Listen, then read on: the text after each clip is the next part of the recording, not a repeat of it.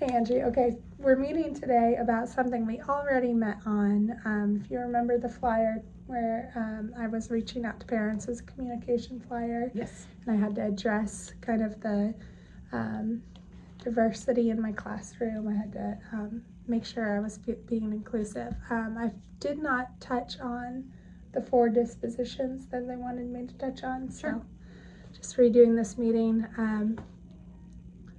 For open-mindedness, I tried to use inclusive language and avoid assumptions about the family, and also avoid those cultural norms and just try to be a little more open with it there.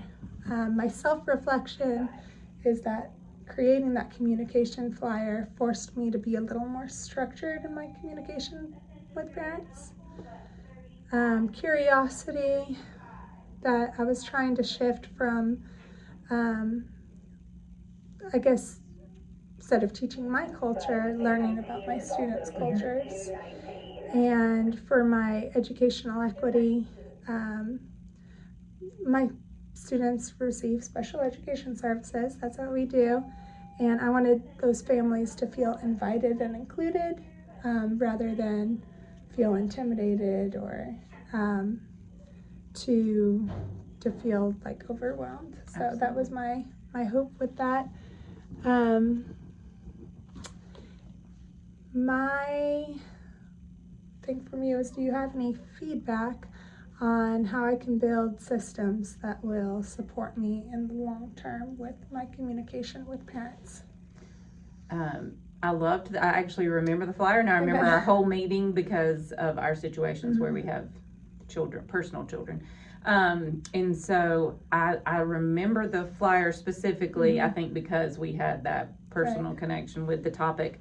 And I thought the flyer was amazing. So being able to send something out to parents is more than I have done in terms of that inclusion. So I think any opportunity that we can give our parents to join in things that the gen ed students' parents are doing.